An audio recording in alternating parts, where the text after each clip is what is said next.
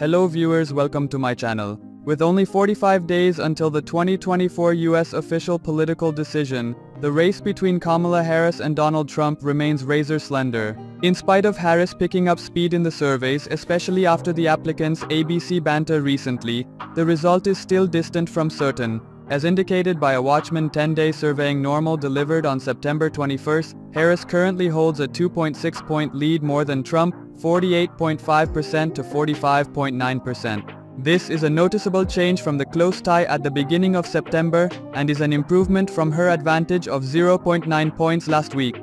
The shift follows the eagerly awaited banter in Philadelphia on September 10, where Harris was to a great extent seen as the victor.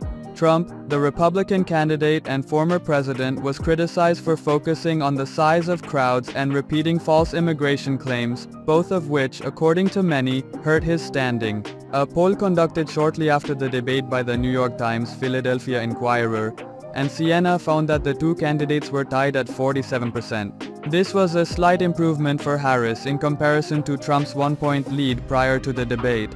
However, Harris has received more positive feedback from other polls.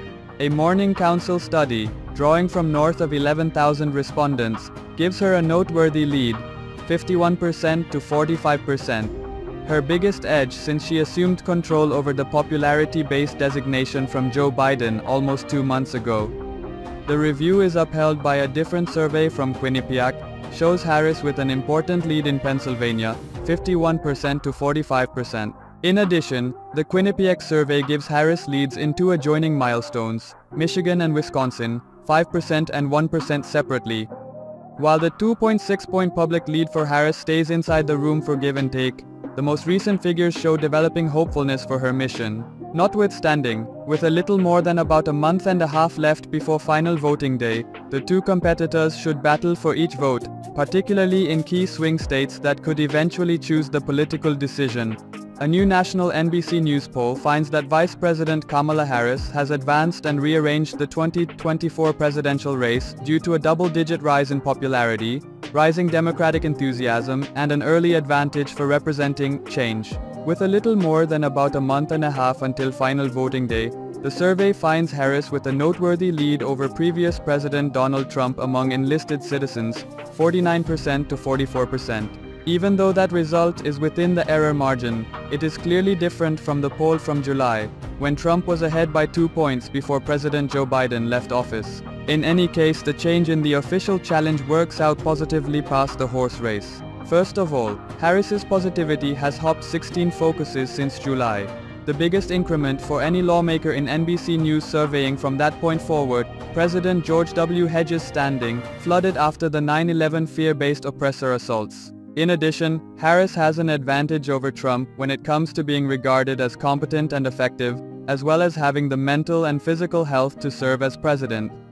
This is in contrast to Trump's advantages in these areas when he was up against Biden.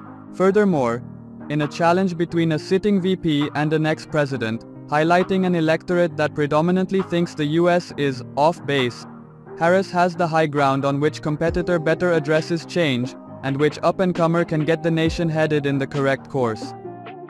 In July, a strong wind was blowing straight at President Biden, obstructing his clear path to victory. According to Democratic pollster Jeff Horwood of Hart Research Associates, who collaborated with Republican pollster Bill McInturff of Public Opinion Strategies to conduct this survey, the winds have turned in Kamala Harris's favor today. In any case, Trump holds significant benefits on the economy and expansion, albeit those leads are more modest than they were when Biden was still in the challenge. 66% of electors say their family pay is falling behind the average cost for many everyday items, and citizens position the cost for most everyday items as their top worry in the political decision. Also, the survey shows that a portion of Trump's disintegration has come from conservatives who aren't die-hard allies of the previous president, yet who could return home to him, as they did in 2016 and 2020. "We have seen this film previously," said McInturff. "They can get soft on Trump, and afterward in the end they return, and they vote the manner in which they will decide on a conservative versus liberal inclination for Congress." In general, the 2024 official race appears as though it completed quite a while back. The two surveyors concur, with the majority rule chosen one more well-known than the conservative up-and-comer, the electorate still profoundly enraptured, and the end product muddled.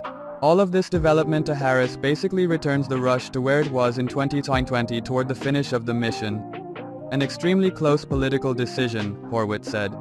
In the principal NBC News survey since those occasions, Harris gets support from 49% of enlisted citizens in the straight-on test against Trump, who gets 44%. Another 7% either pick another competitor, say they're uncertain or say they won't cast a ballot. In an extended voting form with outsider up-and-comers, Harris drives Trump by 47% to 41%, with Robert F. Kennedy Jr. at 2%, Jill Stein at 2%, and freedom advocate Sue Oliver at 1%. Only the major third-party candidates who will actually be on the ballot in their states were available to respondents. In contrast to the poll conducted in July, in which Trump trailed Biden by 2 points on the expanded ballot test and 3 points on the head-to-head ballot test, both methods of testing the race are different. The September results are the vote-based ticket's best execution in the survey since the late spring of 2023.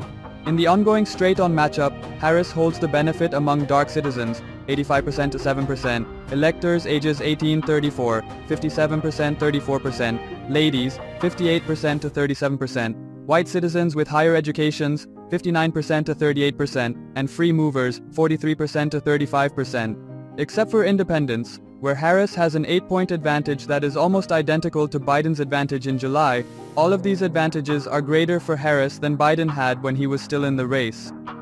Trump, in the meantime, is ahead among men, 52% 40%, white citizens, 52% to 43%, and white electors without advanced educations, 61% to 33%.